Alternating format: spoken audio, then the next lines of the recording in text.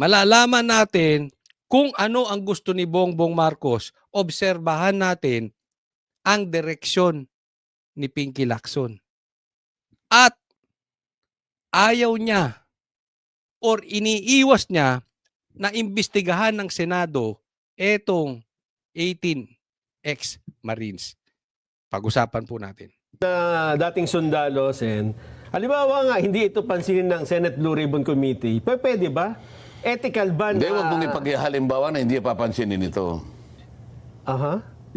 Itong 18 ito, hindi mo papansinin? Tanong, paano kung hindi pansinin ng Blue Ribbon itong 18 ex-Marines? Itong 18, tawagin na natin 18K. Yan na lang ang tawag natin sa kanila kasi hindi naman sila lahat Marines eh. 16 lang ang Marines, 2 sundalo. So tawagin na lang natin silang 18K. Okay? Halimbawa, hindi pansinin ng Blue Ribbon. Ang sagot ni ano, etong 18K, hindi papansinin? Bakit? Halimbawa lang. Ay, hindi, ayaw kong ipaghalimbawa. Parang ayaw yata nga eh. Kasi iba yung O, edi kapag ka sinabi mo nila, gagawa ng napakaraming excuses, ng napakaraming kadahilanan, kung ayaw nila talagang tukuyin kung sino ang may kasalanan. Sabagay. Maliwanag, di ba? Kung napakadaming excuses, ayaw na talaga nila malaman o tukuyin o ayaw nilang matukoy kung sino yung mastermind. As simple as that. At napapansin nyo, si Lacson, with the backup of Tito Soto, ang daming excuses. Dapat imbestigahan to ng Senado. Ayaw. Dapat nga, sila ang matatakot, imbestigahan. Kung hindi sila nagsasabi ng, di ba? Kasi kunwari ako yung 18K, isa ako sa 18K. Kung hindi ako nagsasabi ng totoo, ayokong imbestigahan ako, matatakot ako. Pero kung totoo sinasabi ko at matutukoy ko yung mastermind, ang matatakot si Lacson. Tumbok ang bossing niya. Tama o tama-tama? So ayaw nilang pagbigyan ang hinahanap ng taong bayan. Ayaw nilang bigyan ng sagot talaga hinahanap ng taong bayan. Kanino ka ba nagsisilbi? Sa taong bayan o yung pinipilit mong pagtakpan? Yung pinipilit. Obviously. Sino ba pinagsisilbihan? Yun ang tanong. Yung taong bayan o yung pinipilit mong pagtakban? Obviously, itong si Lacson. Talaga may pinagtatakpan sila. O, silang dilawan ni Tito Soto. Ito ang problema ngayon. Alin ang pipiliin mo? Yung taong bayan na nagluklok sa'yo para gampanan mo yung katungkulan mo? Ay, dito naman ako kontra sa'yo, Marcoleta. Alam mo naman, alam nyo sa lahat ng mga vlogs ko oo, talagang gustong-gusto ko to si Marcoleta. Sa katunayan, gusto ko pa nga siyang maging isa pang bumalik na bilang Blue Ribbon chairman. Pero sa sinabi niyang to, mali. Maling-mali ka dyan. Kasi ang tanong niya, sino ba ang gusto mong pagsilbihan? Yung nagluklok sa'yo? Mali ka doon. Hindi naman taong bayan na nagluklok kay Lacson. Si Garcia. Di ba? Wala nga sa survey yan si Lacson eh. Pati sila ba Makino, hindi lumalabas sa survey, biglang nanalo. Ako, naniniwala ako Maaaring di kayo sumang-ayon sa aking opinyon. Pero kung naniniwala ako si Lacson at si Tito Soto, hindi niluklok ng taong bayan. Niluklok ni Garcia. Proteksyonan mo, pahalagahan mo ang kanilang interes. Ito ang sinumpaan mo bago mo kunin ang tungkulin na yan. Sino ngayon ang pipiliin mo? Di ba taong bayan? Oo. Siyempre si Garcia. Si Garcia nagluklok sa kanya mali ka doon, Marcoleta. Sino bang nagluklok kay Garcia? Di si Bongbong. Di ba? Sino pagsisilbihan mo? Di si Bongbong. Kasi hindi naman siya magiging senador kung hindi dahil kay Bongbong. Kita mo na. Hindi ko pinaway si Marcoleta, ha? Oo, believe tayo dyan. O sasabihin mo ngayon na, hindi, teka, may kulay yan eh. Baka ano lang yan eh. Kahit anong kulay pa yan, nakaharap ka. Obligasyon mo yan. Pero pwede bang ang ibang komite ang mag-hearing dito o magpatawag? Ikaw nga. Ang tanong, bakit hindi ibang komite? Blue ribbon ka nga eh. Kung hindi yung Blue Ribbon, Blue ribbon nga Yun talaga. sa kasaysayan ng Senado ng Republika ng Pilipinas, blue ribbon yan. Oh. Kinuha mo sa akin eh. Mas magaling ka, di ba? Opo. O ngayon, saan? Yan ang tinatanong mo, taong bayan. Nag-prepare na siya ng ano eh. Meron report, nang ginawang report eh. Pero ngayon, walang gustong pumirma yata. Kinuha mo kay Marcoleta eh. Kung ako kay Lacson, mahihiya ako sa sarili ko. Totoo. Isipin mo, papalitan mo.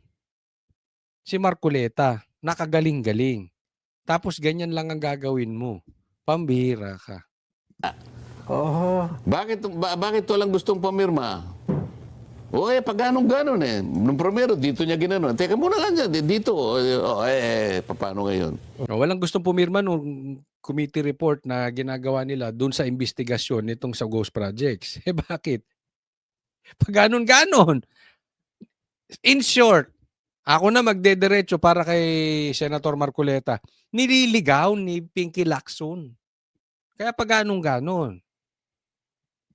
Hindi ganun eh. Tuntunin mo, gawin mo sang-ayon doon sa nakikita mong ebidensya. Hindi mo tatakpan ng ebidensya para ipaling mo dito. Hindi yan ang inihanap ng tao. Nandiyan ang dilema niya ngayon. Paano nga yun, Sen? Nakagawa na siya ng report. Tapos may bagong... Teka muna. Ang proseso namin dyan, ang mekanismo dyan, pipirma dyan at least 11 para magkaroon ng majority report. Walang pumipirma. So baka ang gusto nila, wala nang pumirma.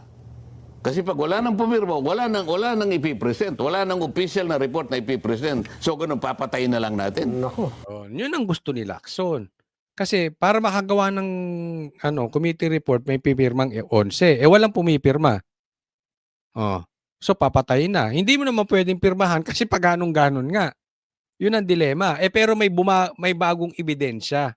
Yun ang punto ni Marcoleta. May bagong ebidensya eh. Imbestigahan mo. Kasi connected doon sa Ghost Projects. Hindi po pwedeng ililigaw mo na naman. Or i-delay mo na naman. Imbestigahan na to agad-agad. Hindi nga papayag ang mga Kasi baka hindi niya na alam kung saan niya ikukurba eh. Nagtagal. Hanggang sa dumating itong bago. Itong batch May na ito. bago, So anong gagawin mo? So Mati ngayon dito. Ang laki ng problema ni Lacson dito. Hindi na nga niya mapagtakpan yung mga ebidensya before. Dumating pa tong 18K. Patay si Lacson dito. Ma-expose. Kaya ito lang sa akin. Tulungan po ninyo ako sa ating mga manonood. Ipagdasal po natin itong sitwasyon sa Pilipinas. Ayoko maging pagsamahin masyado yung political at prayer. Ito na lang, para hindi political din yung prayer natin. Ma-expose lahat ng mandarambong. Ma-expose lahat ng mga korap. At ma-expose yung mga nagtatakip sa korap. Yan po ang ipanalangin natin. Dahil we are almost there. Hindi na nila malalaman kung paano pagtatakpan to. Remember, ang sabi ni attorney, 103 uniform men po itong kinuha ni Saldico. Maglilik at maglilik talaga yung ganitong grabing deliveries. dapat na talagang susunod dito, itutuloy ang investigasyon kasi may bagong anggulo eh. Ganun po ba, Sen? Tanong mo sa kanya. Oh, sa bagay, hindi nga pala kayo ang chairman, ano? Ako palagi tinatanong mo, dapat, ba't ba hindi mo inimbita rito? Sa susunod na linggo, baka... Ako gusto ko paimbita si Lacson sa SMNI. Pumunta kaya yun? Di kasi ako talaga, ay nako. Pati kasarian ni Lacson, baka matanong ng Banateros. Alam mo naman, Banateros, pati love life, tinatanong. Oh. Naalala nyo si Libiste, ilang beses tinanong, ano ba talaga ang tipo mo? Sa isang kasi medyo gwapo si Libiste. Kaya yun ang mga tanong ng mga Banateros. Oo. Ngayon, baka matanong din to si Lacson. Ano ba ang tipo mo sa lalaki? Ay, sa lalaki. Sa babae. Oh. Oh. Ma-interview. Ay, baka pwede natin ma-interview si Lacson, ha? Di ba? Opo. So dapat pala ganon. Kasi ang alam ko, parang yung bang resolusyon ng Senador Amy Kahit hindi natin pag-usapan dito kung ano yung dapat gawin eh. Aha. Sinabi ko na sa iyo kanina, Oo. ang taong bayan naghihintay. Pera nila ito eh. Buwis nila ito eh. Pinaghirapan ito, pinagbuwisan ng napakaraming sakripisyo sa kanilang buhay. Alam mo, kaya asar na asar ng taong bayan. Nag-aantay talaga eh. Di ba? Alam mo kung si Marcoleta ang Blue Ribbon Chairman, tumbok na natin ang mastermind niya yan. Tumbok na yan. Sana nga maupong Senate President si Cayetano. Kasi pag naupong Senate President si Cayetano, sigurado si Marcoleta uupong Blue Ribbon. Matutumbok natin. Sa ngayon, hanggat nakaupo si Tito Soto tsaka si Lacson, hindi natin matutumbok ang mastermind. Puro small fish ang makukuha natin. O, tingnan nyo po ito. Next. Ito po, tingnan natin. At kayo na humusga. Okay? Kung paano ang direksyon ni Pinky Lacson patungkol dito sa 18K. Basahin natin yung post ni Attorney Baligod. Sabi niya, kung pagbubunyag ang pangungurakot ng matataas na opisyal ng gobyerno ay ituturing na destabilization at pamumulitika, ano ang gusto ninyo? Ang punto rito ni Attorney Baligod,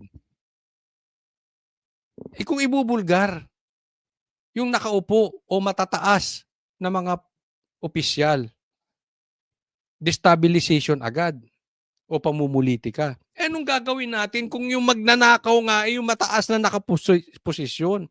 So, ibig nyo sabihin, pag ang nagnakaw ay maliliit na tao, dapat lang tawaging magnanakaw. Pagka ang nangurap ay mga barangay captain, mga board member, barangay tanod, tama lang tawaging kurap kasi magnanakaw. Pero pagka matataas, presidente, speaker, kung sino-sino man, matataas, ang ibubuking, ang ibubunyag, destabilization, pangungurakot. Ang sabi, ang pahayag ay tugon sa naging komento ni Ping Lacson na mga aligasyon hinggil sa umano'y korupsyon ng International Criminal Court ay maaring may political color at posibleng may destabilization aspect. Sabi niya, sinasabi po ninyo tuloy na bawal ibunyag ang magnanakaw ay ang gobyerno. Saklap naman yan. Di ba? Anong gagawin natin? Kung gobyerno talaga ang may sala, kung gobyerno mismo ang nagnakaw, anong gagawin natin, Lacson? Pag gobyerno mismo ang nagnakaw, tumahimik tayo? Kasi tatawagin yung destabilization. Diyan pa lang kita mo na si Lacson eh. Ayaw talaga dito sa 18K. Ayaw niya talagang imbestigahan yung ibinunyag ng 18K na naghahatid sila ng mali-malitang pera kay Bongbong Marcos sa mga congressman, lalong-lalo na kay Tambaluslos. Ito pa.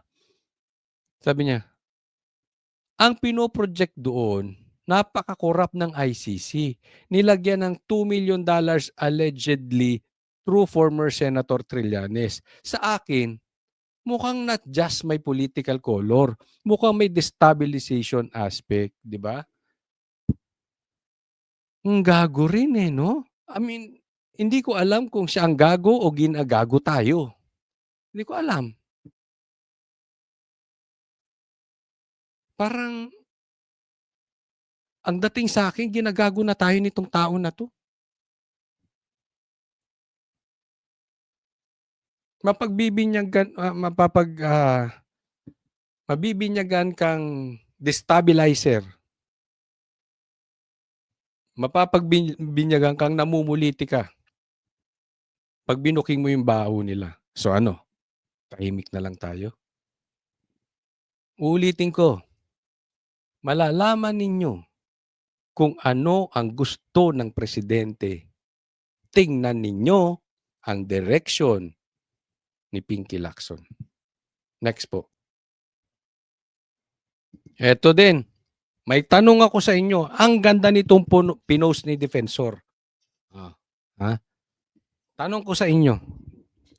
Ang sabi niya kasi, sabi nyo, si Saldico ang mastermind sa nakawan sa gobyerno. Ngayon nagsalita, mga bataan niya, hindi na totoo. Naalala ninyo? Ang ombudsman, ICC o kung sino-sino pa man, ang tinutumbok nila na mastermind dito sa ghost projects as a flood control scandal, mastermind ng nakawan, korupsyon, tinuturo nila si Saldico. Kung papaniwalaan natin yung mga pinagsasabi ng mga bataan ni Bongbong Marcos na si Saldico ang mastermind, eh mga bataan niya sinasabi kung saan siya nagdi-deliver ng pera. Kung sinong nakikinabang. Quadcom, envelope. Pagkatapos ng hearing, may lalabasan silang exit, bibigyan sila ng envelope. 2 milyon kada hearing. Yung iba, hindi lang isang envelope. May isa may 2. Yung iba, isa lang. Naiintindihan nyo? Ang ganda nung pagkakasabi dito ni Defensor. Kasi kung siyang mastermind at yung mga tao niya nagsalita, ibig sabihin, totoo.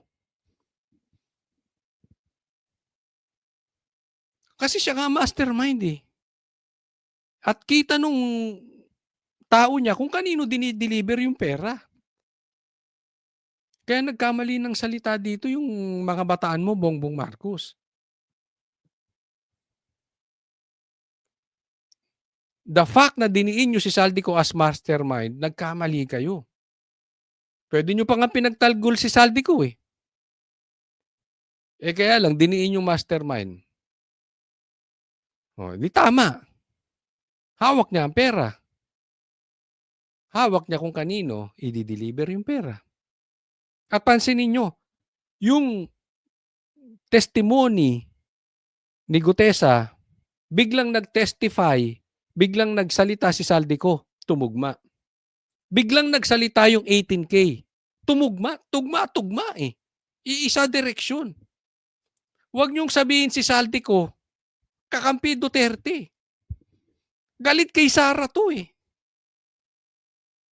Hindi ba kayo nagtataka? Si Sara hindi niya dinilibera ng pera. Bakit naman? Eh kalaban yun. Binibigyan nga nila ng pera yung Quadcom pag ginigisa ang Duterte. Pag ginigisa ang vlogger ng Duterte. Pag ginigisa si Sara, pag ginigisa si PRRD.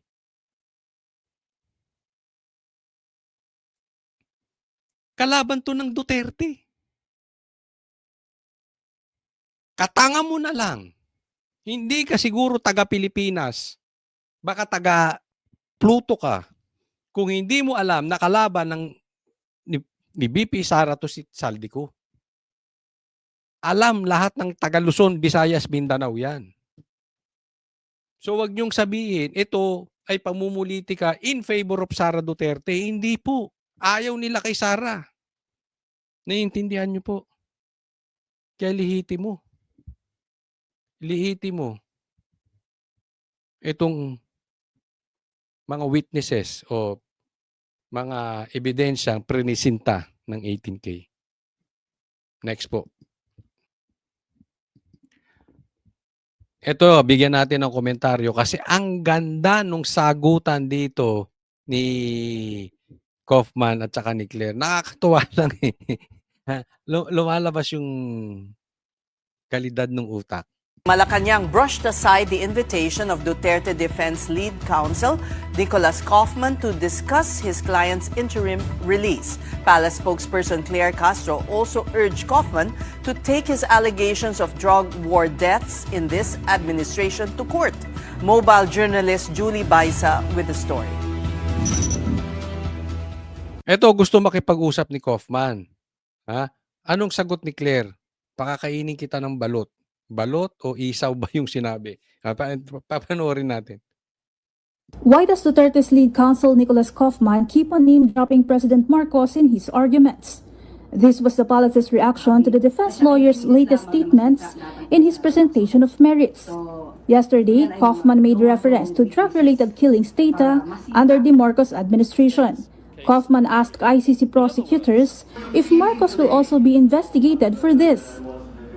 Palace press officer O, dapat daw maimbestigahan din si Bongbong Marcos patungkol dito. Ang sabi naman ni Claire, bakit ba lagi mong binabanggit si Bongbong na nasaktan siya? Parang misis. 'Di ba? Ang asta nito si ang asta nito si hindi magalit sa iyo si Lisa.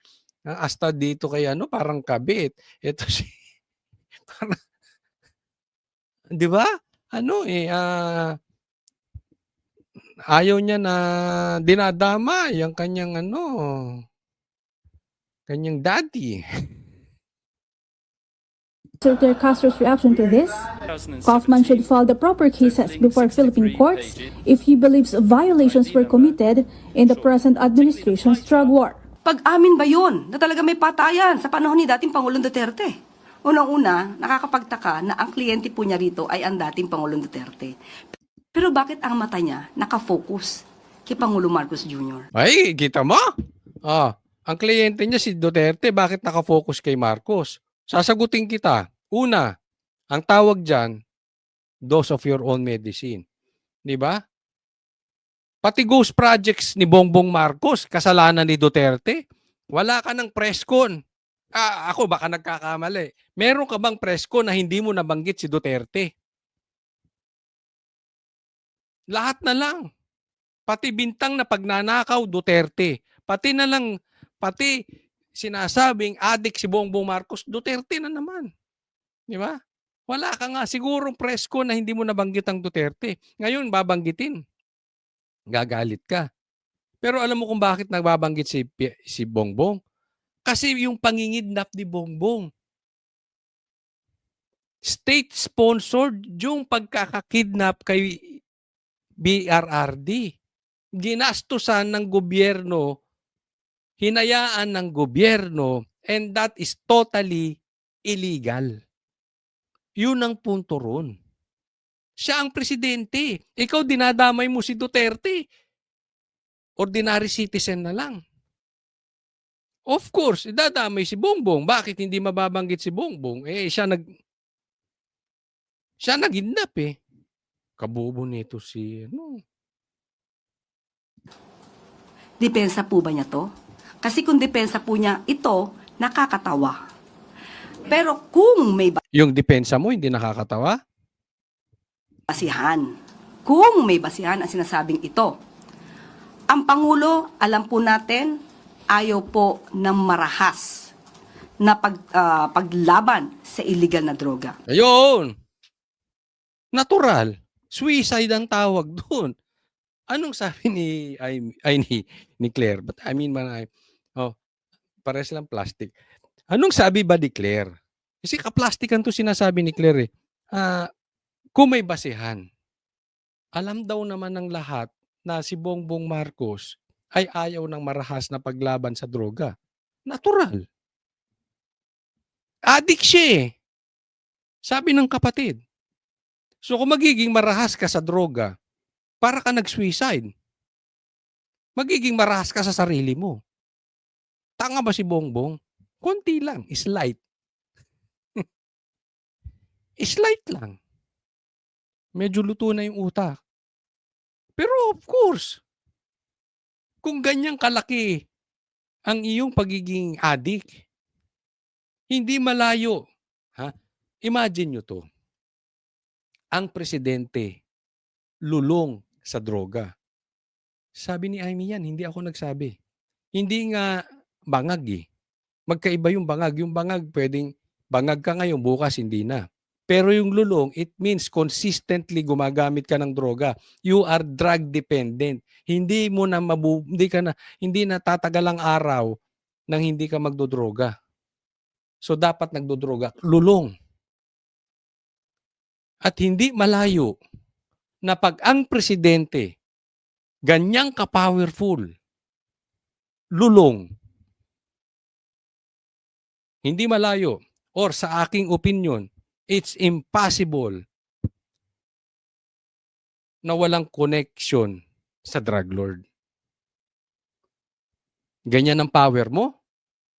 Ganyang kakalakas? Tapos lulong ka sa droga?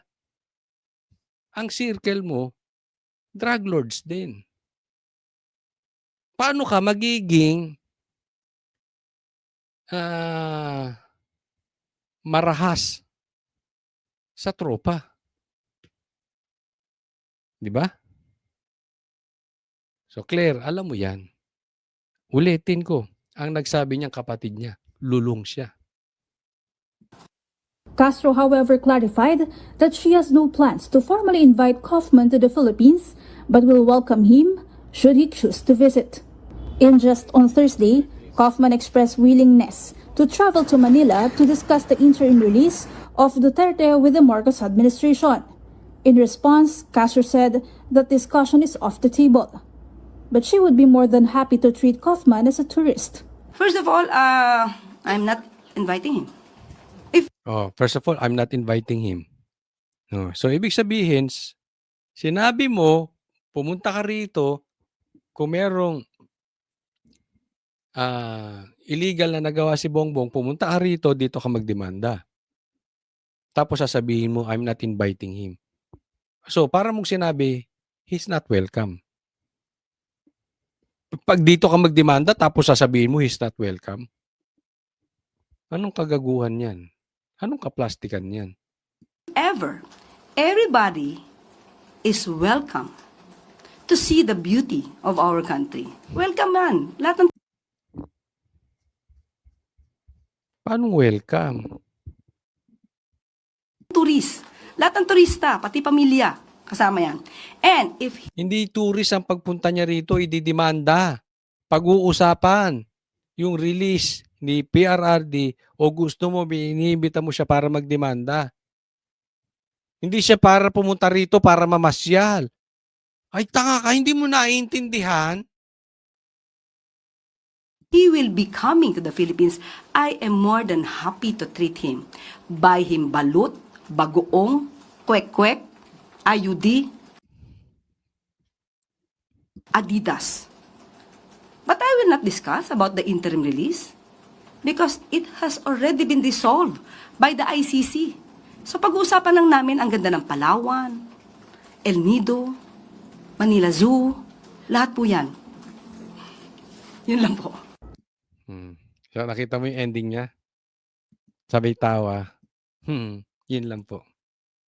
Magpapatawa siya. No, sinabi niya, papakainin ka ng kwek-kwek, balot, bagoong. Tapos tawa siya. Yun lang po. Hindi nakakatawa. Hindi siya pupunta rito para mamasyal sa El Nido at para kumain ng bagoong. Palibhasa, yung presidente mo, yung bossing mo, hiling mag-travel. Tapos pera ng taong bayan ginagamit. Yun lang po. Castro was also asked about a recent statement made by Vice President Sara Duterte. For the first time in a long while, Ito. Castro did not directly Maganda to. Maganda tong sasabihin ni Claire. Himayin natin.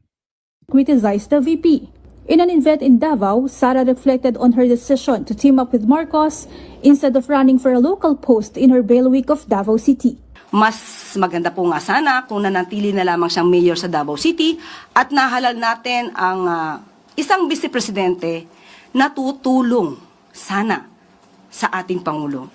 Hindi isang vice presidente na magtatrabaho, mag-aaksyon at hindi bakasyon at hindi puro paninira ang gagawin sa ating Pangulo. So, sinabi kasi ni Sara, ano kaya kung hindi na lang siya tumakbong BP, nag-mayor na lang siya ulit. Ang sagot ni Claire, mas maganda pa sana nag-mayor ka na, hindi ka na tumakbong BP. Nang sa ganun, yung Vice President ni Bongbong Marcos ay makakatulong sa gobyerno, hindi lang puro ganyan. Alam mo na, so in short, siniraan niya na parang walang pakinabang si Sara, hindi naman nakatulong kay Bongbong. Alam mo, Claire, dederechahan kita. Huwag kang magtanga-tangahan. Kasi alam mo to. Alam mo to sa sarili mo. Kung hindi tumakbong Vice President si Sara, hindi presidente si Bongbong Marcos. At kung hindi presidente si Bongbong Marcos, hanggang ngayon vlogger ka pa rin. Naintindihan mo?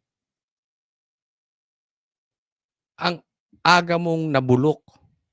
Ang aga mong naging lumaki ulo. Hindi mananalo. Hindi mananalo si Bongbong Marcos kay Leni. Kaya lang naman nanalo si Bongbong over Leni dahil bit-bit ang pangalang Duterte. Marami siya nang nauto. Kaya nga humihingi ng tawad si Sara.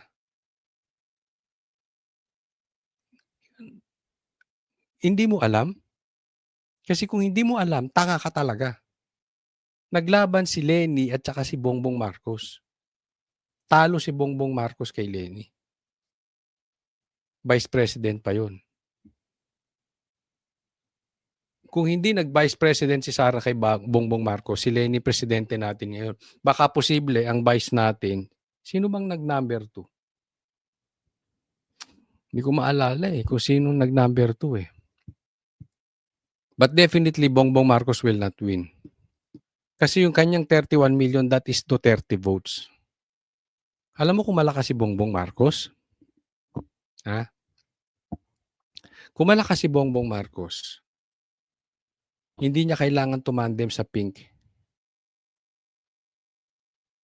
Kasi kung sinong i-endorse ni Bongbong Marcos, mananalo.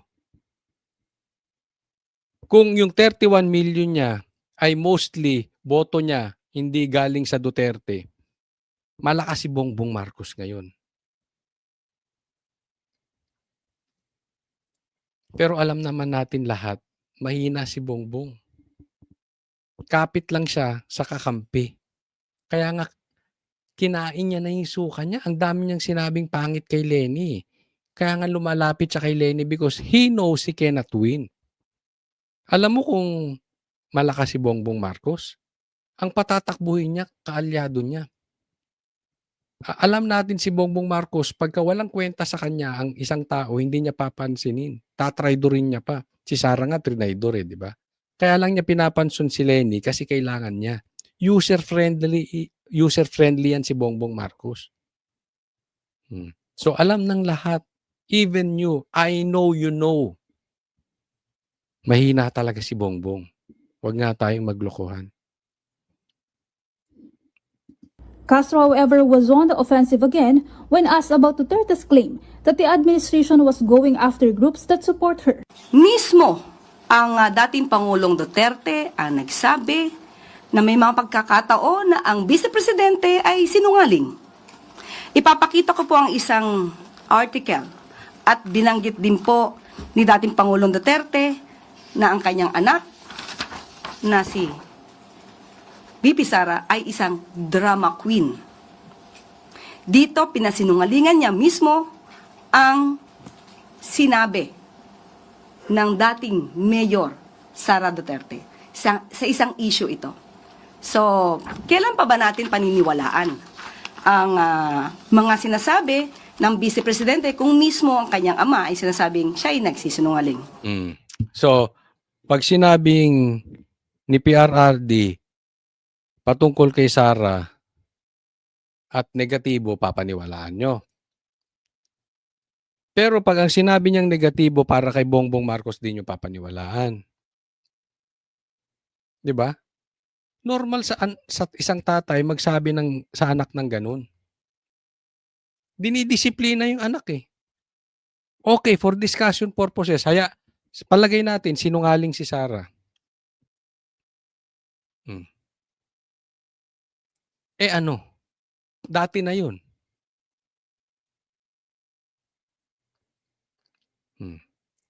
Eh kung ngayon, mahal pa rin talaga ng taong bayan si Sara.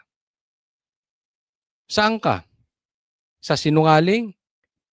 O sa adik na magnanakaw?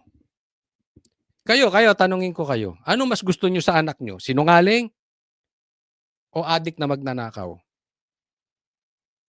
Sinong gusto nyo maging driver nyo? Sinungaling?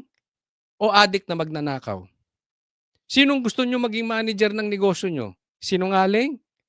O adik na magnanakaw?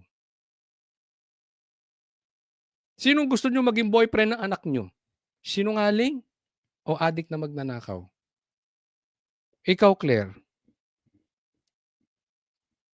Sino mas gusto mong politiko? Sinungaling o adik na magnanakaw? Ito si Marcos. Si Marcos, binastos ng pulis. Tulfo, nagalit, nag-react si Tulfo. Ikaw, Tulfo, ha? Halatang-halata ka na, Rapi Tulfo, ha? Hindi ka lang mahilig sa... Hindi. Ito si Rapi Tulfo. Oo. Maka Marcos. Ako nagtatanong lang, Marcos. Ay, Tulfo. Maka Marcos ka ba? Mamaya natin pag-usapan itong patungkol kay Amy na di umano papatayin. Dito po muna tayo sa pambabastos. Di umano ng isang pulis kay Marcos at nagalit si Tulfo. Pasok! New look ang nakakulong na vlogger na si Norman Mangusin o Francis Leo Marcos. Kaugnay niyan, si Senator Raffy Tulfo hindi nagustuhan ang press con kung saan inalipusta pa si Mangusin. Bakit daw nagpapa-press con pa kung ang kaso ay unjust vexation lang naman? Narito ang Frontline Report. New look. Parang banateros na to kalbo na nakakasombrero. Baka magagalit yung mga kasama nating banateros. Maraming kalbo sa banateros eh. Pero buti ngayon balanse na tatlong, ilan ba kami? 4 na may buhok tapos 3 kalbo. Pag-usapan natin ito Mula sa Camp Crame, ililipat sa kustudiya ng Bureau of Jail Management and Penology sa Parañaque si Norman Mangusing o mas kilala bilang Francis Leo Marcos. Ayan, para doon sa mga hindi nakakaalam, maikling introduction lang po. Ito po si Francis Leo Marcos. Kung hindi nyo po siya kilala, hindi ko rin kilala. Hindi ba? Bakit natin i-discuss? Maiba naman tayo kasi tulungan natin sila dahil nililigaw nila yung usapin patungkol dito sa 18 ex-Marines.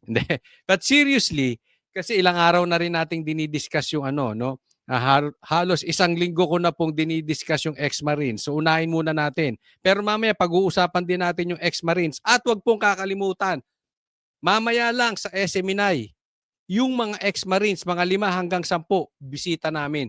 I-interviewin namin. Kaya manood kayo at nyo lang, ilagay nyo yung mga tanong nyo ron at tatanong natin sa kanila. Okay, so ito si Francis Leo Marcos. Kapansin-pansin ang bago niyang look, tila nagpakalbo at hindi pa rin nakakapagpiyansa ng 120,000 pesos para sa kasong Ano kayang problema nito si Francis Leo Marcos? Ito po'y vlogger doon sa mga hindi nakakaalam. Actually, hindi ko naman to kilala. Kaya lang kasi maraming mga vloggers nakisawsaw na dito. Merong pabor, merong hindi pabor. yung iba o karamihan siguro, I think it's safe to say, nakikisawsaw lang. Dahil marami, kakampi mo man to si Francis Leo Marcos na ito o kalaban, pag blinag mo to, malakas ang views. Ako hindi ko po blinag to. Once lang nung hinuli siya, nagbigyan tayo ng komentaryo. At ngayon bibigyan natin ng komentaryo kasi involved na yung senator, no? Pero sa totoo wala akong pakialam diyan eh. Hindi naman niya na ayaw kong gamitin ng isang sitwasyon para lang magpataas ng views, no? Pero bibigyan natin ng komentaryo kasi may punto dito si Tulfo. Just vexation. Sir, gusto ka? Sir, nakapag-bail ka? Mag-bail pa lang. Mag-bail pa lang. Ba't ka nag-desisyon ng pag-bail, sir? Nilok si sir niya. Kaninang umaga, sumailalim siya sa medical quarantine sa BJMP Parañaque. Pagkatapos niyan ay saka pa lamang siya ililipat sa regular na selda. Ang paglipat ng kulungan ni Mangusin ay alinsunod sa utos ng korte para sa pagbasa ng sakdal sa Lunes. Hindi naman alam ng pulis kung bakit hindi pa nagpapiyansa ang vlogger. Unfortunately, for unknown reason, ay hindi siya nakapag-bail. Yun ang hindi ko talaga maintindihan kasi ang claim nitong si Francis Leo Marcos, trilyonaryo, hindi milyon, daig na ito ha. Etong si Francis Leo Marcos, daig si Marcos. Or pareha sila, kasi pareha silang trilyonaryo eh. Etong si Bongbong Marcos saka to si Francis Leo Marcos, magkamag-anak daw, sabi niya. O, hindi ko alam kung ano na ang totoo. Pero, pambira ka, trilyonaryo ka, hindi ka man lang makapagpagupit ng maayos. Hindi ka man lang piyansa. Dapat dyan, automatic yan. Pagdating mo doon, piyansa ka na agad eh. Oo, hindi ka rin nating brihan ng abogado mo. Dapat yun, kung may alam mong warrant of arrest ka, agad pinapiyansahan yun. Diba? Hindi ko rin alam kung ito si Francis Leo Marcos talagang ano lang gusto lang ding natitv pero hindi naman siguro kasi talagang pinahiya siya dito. Either may problema sa documentation niya or wala siyang pangpiyansa. Nito lang Miyerkules nang arestuhin si Mangusin habang nag-aalmusal sa isang hotel sa Pasay. Naka-livestream pa nga siya ng hulihin. Hinarap pa noon si Mangusin sa media kung saan nagkaasaran pa sila ng complainant na si Mark Jason Warnaculahewa o mas kilala bilang Makagago. Totoo ang baho mo, tingnan sa personal. Tingnan nyo, nagkapahiyaan. Pinayagan naman itong mga pulis. Diba? I mean, ako wala akong kinakampihan dito Wala akong Sabi ko nga sa inyo, kung may kasalanan itong si Francis Leo Marcos, ikulong. Padaanin sa proseso. Lahat naman alam nyo ang stand ko. Hindi ito dahil sa kinakampihan natin, no? Pero dito lumalabas, may punto si Tulfo. Bakit kailangan nyo pang ipahiya? Unjust vexation lang. Tapos ito naman to si Makagago, parang gago rin. Binubulyawan mo ng binubulyawan, nakaposas. 'Di ba? Again, hindi ito pagtatanggol dito kay Mangusin, pero kahit si Makagago yung nakaposas tapos bubulyawan mo ng bubulyawan, parang nag-aamo ka ng suntukan sa nakatali. Ano 'yun? Hindi ka naman siguro bakla, 'di ba? So parang bakit mo kumbaga sa isang tao tumba na tinatadyakan mo pa, 'di ba? Ngayon kung may kasalanan, di kulong. Sabi ko nga kung may electric chair lang, kung karapatan niyang kung kailangan i-electric chair siya, electric chair siya. Pero bakit hinayaan to ng pulis? Kasi po, ito'y away vlogger. Ito lang ang pagkakaintindi. Hindi ko naman sila kilala na masyado. Sabi ko nga, hindi ko naman ginagamit to si Francis Leo Marcos para magpalakas ng engagement gaya ng ibang vloggers. At hindi ko rin naman sinusubaybayan ito. Pero ito'y obviously away vlogger. Kung meron mang illegal na nagawa si Mangusin, dapat itong mga pulis umakto, sa aking opinion lang, umakto sila na beyond beyond dumaan sa tamang proseso. Lagpas na po ito sa proseso 'Di ba? Aaminin naman nila nagkamali sila Ang baho mo, hinayupak ka. Tignan mo, minumura mo, nakaposas. Sana pinahubad mo yung posas, tapos sinama mo suntukan.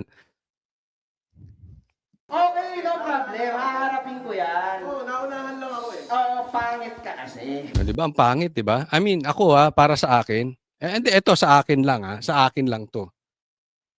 Ang nababastos dito yung pulis. Magbubulyawang kayo, kung ako tong pulis na nandiyan dyan, anak kayo ng teteng, paguntugin ko kayong dalawa. On live camera, magbubulyawang kayo. Sa harap ko. Ako leader dito, ako ang pulis dito, ako otoridad dito. Di ba? Oo, nababastos niya si Mangusin, pero kayo unang nabastos dyan.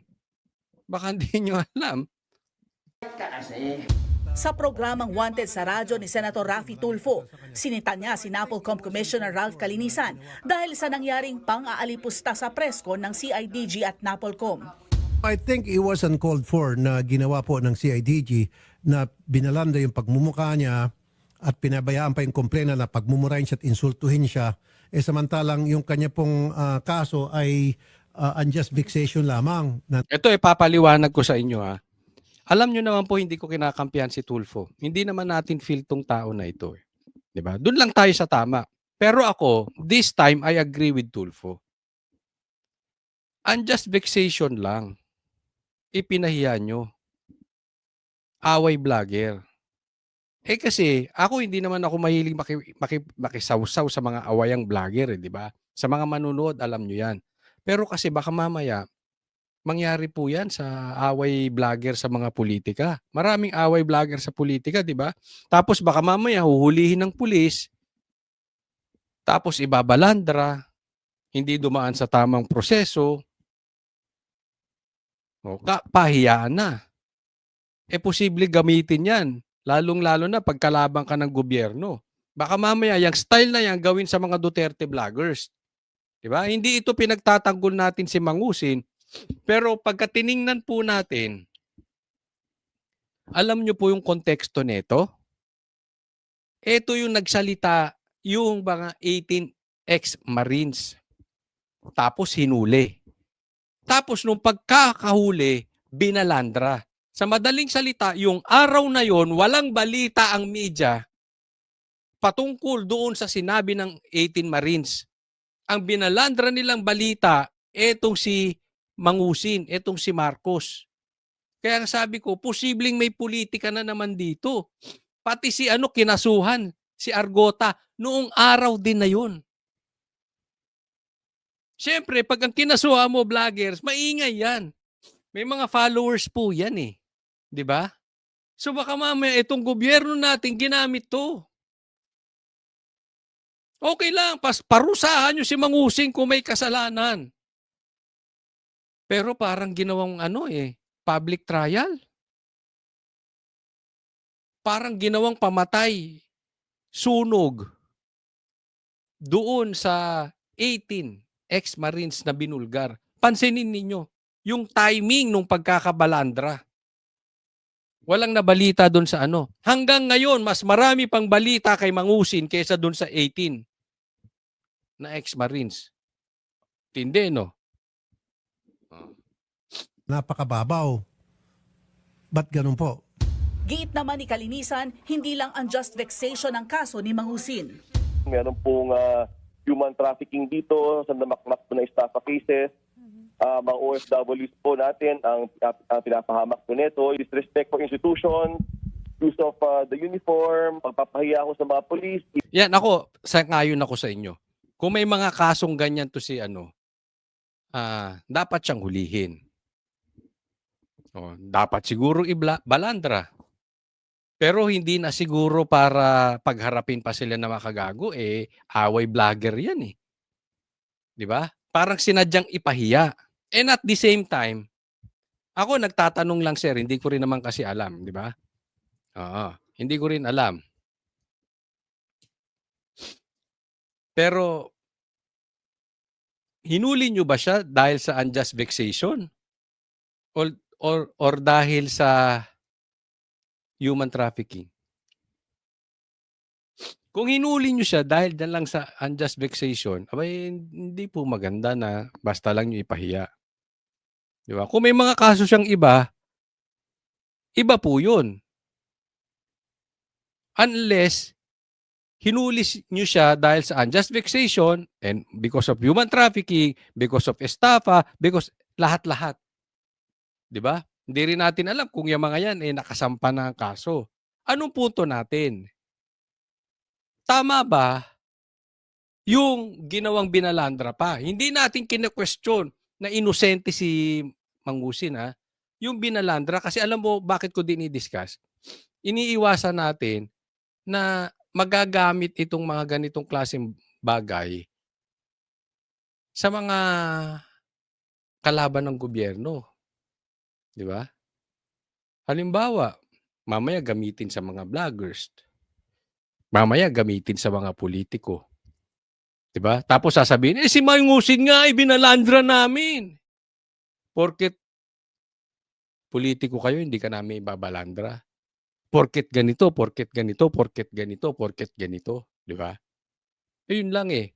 Ang tanong po kasi dito, justifiable ba yung papahiyain nyo yung isang may kaso? Kasi sa dami ng may kaso sa Pilipinas, ba't yan lang? Diba? Yun ang tanong natin doon ba't yan lang? Hindi ba kayo nagtataka? Sa dami ng may kaso sa Pilipinas, na ganyan. Yung iba mas malala, hindi nyo naman binabalandra. Ano ba criteria nyo? Para ibalandra, ipahiya. Depende sa kaso. Excuse me. Depende sa personalidad. Pag sikat. Depende kung kalaban ng gobyerno. Sino magdi-decide na kailangan ibalandra? Kasi kailangan malinaw yan. Yan lang po ang ating punto. Hindi porket feel nyo or kayo'y kinalaban, ibabalandra nyo. Diba? Yun lang naman ang sa akin, sir. Hindi ko alam kung mali ako. Pero kailangan merong maliwanag na criteria yan. Ano ba ang dapat? Ano ba ang dahilan kung pwede natin ibalandra o hindi? Kasi kung dapat ibalandra yan, dapat lahat ibabalandra. At kung hindi ba dapat ibalandra sa ibang personalidad, hindi rin dapat ibalandra kung kanino man. Diba? Yun lang po ang atin. Kasi parang dito, lumalabas, pinahiya ng pulis si Marcos Even NBI, even the LTO. Pero ang punto ni Tulfo, I was really disappointed and I think the taong bayan was shortchanged. Kung gusto ng PNP ng CIDG mag-press con, sana man lang sa medyo malilim-lalim naman. Sana man lang sa yung mga rape, kidnapping, bank robbery. Dito sang-ayon ako. O yung malalim-lalim naman. Parang naano dito Wag naman po yung unjust vexation. sa huli nagsorry rin ang hepe ng Napolcom. Tama po kayo, Sen. Rafi. Very point well taken. Totoo po, again, I repeat, I apologize siguro po for the PNP and for your sensibilities po, yung pong sakit po na nakita po niyo dito. We will make the proper correction, Sen. Rafi. Ayun. Ako, ito naman nagustuhan ko dito, sir. Salud naman ako sa'yo dito. Nag-apologize siya. Okay. Okay na yon. Na, alam na nila yung mali nila. So, siguro, hindi na nila uulitin. No? So, okay lang yon. Pero kailangan lang natin i-discuss para next time, alam na natin na nabanggit natin. Dapat maliwanag sila sa criteria. So, okay lang. Diba? Nag-apologize. Lalaki niyang tinanggap yung pagkakamali niya. So, okay lang. Pero sa akin lang kasi, wag nang pagharapin sila ni Makagago. Parang away vlogger yan eh. Diba? Parang may away bata. Hahayaan yung mag-away sa harap ninyo. Tatandaan po natin, vlogger yan si Makagago. Posibleng ginagamit lang din niya ito para sumikat eh. Diba? Hindi ko pinagbibintangan to si Makagago. Pero hindi rin malayong mangyari yun. Ginagamit niya yan para ano? Again, kung tama si Makagago, ipakulong mo. Tapos ang usapan. investigation, Sen. Rafi. Sa kabilang banda, naghahanda na rin si People's Champ Manny Pacquiao para sa kasong cyber libel laban kay Mangusin. Sa mga inilabas na videos kasi ni Mangusin, sinabi niyang may utang daw sa kanya ang dating senador at tinawag ding bakulaw si Aling Junisha. Kaya ba ni Pacquiao na mapatawad si Mangusin? Alam mo, for me, siyempre, as a Christian, hindi ako I don't want to put grievances against someone. Ipabayaan natin sa gobyerno yung mga lumalabag sa batas at nang-aabuso, may haharapin silang kaparusahan. Nagbabalita. Pero mali naman talaga si Francis Leo dito. Ito si Leo Marcos. Nagpapakalat din kasi ng fake news eh. Ikaw naman kasi, Leo Marcos, isa ka pang sa bagay, ito yung vlogger na wala namang sasabihing malalim. So diyan siya sumikat eh, yung yung nagpapanggap siyang mayaman. Nagpapanggap siyang matapang. Sabi nga nung pulis his life is a lie. Pero yun doon siya kumikita. Doon may naniniwala sa kanya. Doon, sa totoo lang di ba, alam niyo, doon maraming sumasawsaw na vlogger. Di ba? Mayroong nga tinawag na FLM vlogger before di ba? May mga ganun doon kumita. Kukunin nila yung vlog nito. Kumita sila doon, no? Unawa naman natin yon. Siguro, dahil hindi nga arok nitong mama na to yung sitwasyon, wala naman siya masabing may lalim. Di ganun na style niya. Kaya lang, wala. Kita mo, puro fake news ang pinagkakakalat. Trilyonaryong hindi makapagpiyansa. Anak ng teteng. Sige, next topic po. Pag-usapan natin, hindi ba kayo nagtataka kung bakit si Amy Marcos walang presidential security? Diba? Pamilya siya ng presidente. Dapat nasa batas po yan na dapat may security si Amy. Diba? Hindi natin alam, may mga bali-balita na talagang baka gusto itong ipapatay. Ako hindi naman naniniwala sa mga ganong bali-balita, no? Pero magtataka kayo, bakit walang security si Amy? Ayaw ba ni Bongbong Marcos?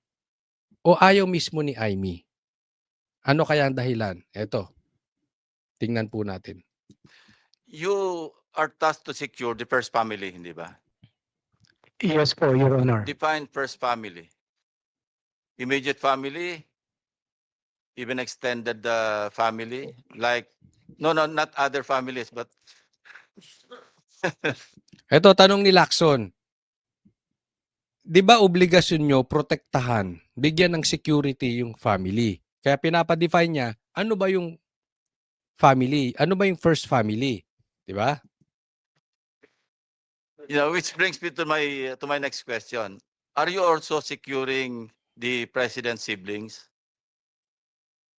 Yes po, Your Honor. So, meron kayo naka-assign kay Miss Irene. Ayan, eto muna ha. Tingnan muna natin. Eto, as I observe, at siguro ganito rin po ang inyong opinion. Gusto nyong makita ang pulso ni Bongbong Marcos? Tingnan po ninyo ang galaw ni Lacson. Si Claire kasi, obviously, talagang ipagtatanggol niyan si Marcos dahil spokesperson siya. Pero si Lacson, ito naman ay public knowledge. Alam to Luzon, Visayas, Mindanao. Na ito ay pinagtatanggol or nag-aarting abogado nung magpinsan, si Bongbong Marcos at si Tambaluslos. So kung gusto nating malaman kung ano ang gusto ni Bongbong Marcos, obserbahan natin to si Ping Lacson. Marami kang malalaman about sa direksyon ni Bongbong Marcos by observing Ping Lacson. Pakinggan po natin yung direksyon ng kanyang tanong. Yes po, Your Honor. May naka-assign din kayo kay Senator Amy. Yon. Tinanong niya yung kapatid na isa, may naka-assign kayo. Yes, Your Honor. Ngayon ang tanong kay Amy, may naka-assign kayo? Your Honor. Next question is explain why. or why not?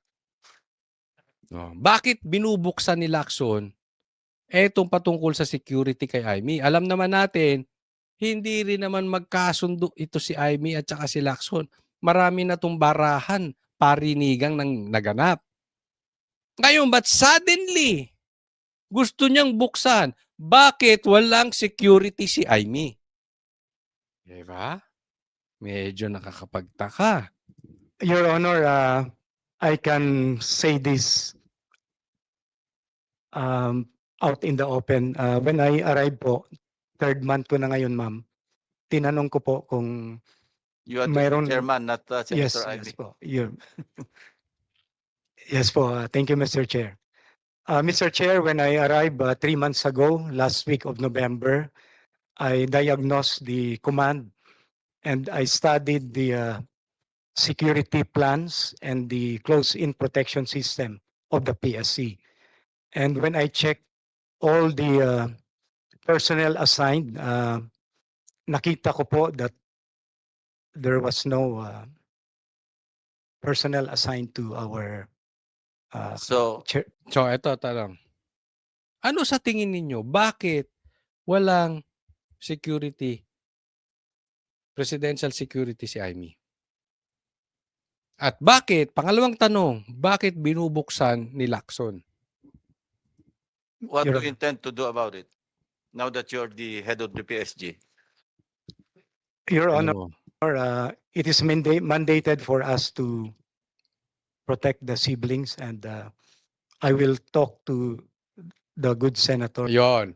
Responsibilidad nila na proteksyonan lahat ng kapatid ng presidente.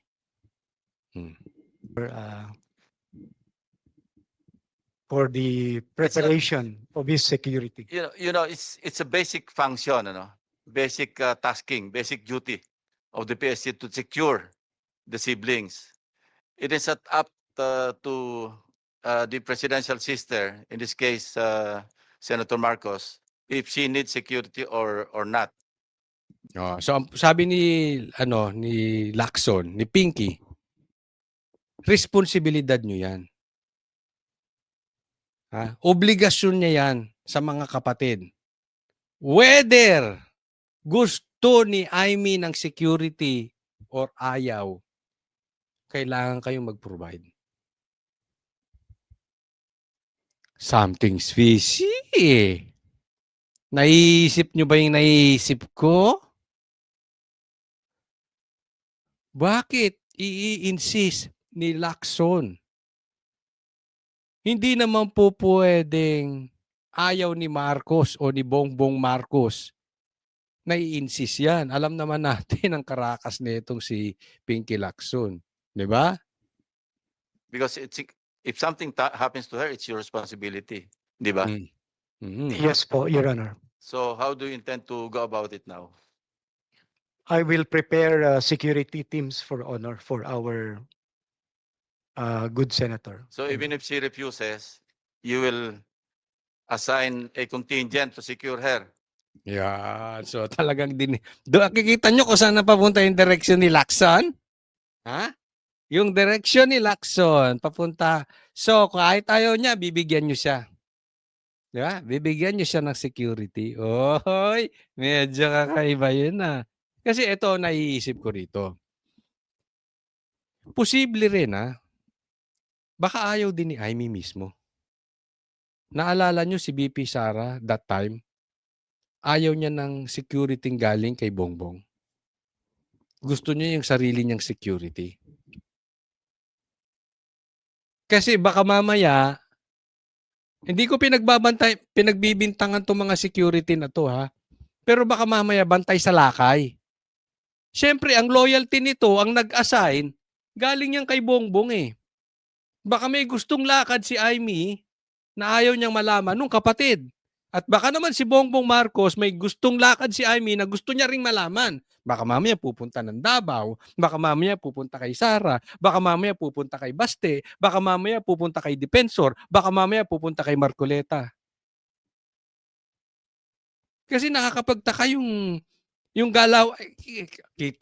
Alam nyo, sa mga matagal nang nasa politika, dito pa lang, o kahit bago ka, the way Lacson handled the Blue Ribbon, alam mo agad kung saan ang direksyon niya, di ba? O, ito kikita nyo, di ba? Something's fishy, something's fishy. That's the mandate, Your Honor. Tama yung sagot mo. Thank you, Mr. Chairman. But if, Thank- Mr. Chair, just one question. Honorable Estrada. What if the president does not allow it? What will you do? Ito naman, isang side. Ito si Jinggoy, hindi rin na natin mabasa yan eh. Kasi isa pa to sa pinag-iinitan ni Bongbong. Di ba? So, posibleng, at ito si Jinggoy nasa minority. Paano daw? Sabi ni Jinggoy, kung ayaw ni Bongbong Marcos bigyan ng security. Tingnan nyo, sagot. Tingnan nyo, sagot.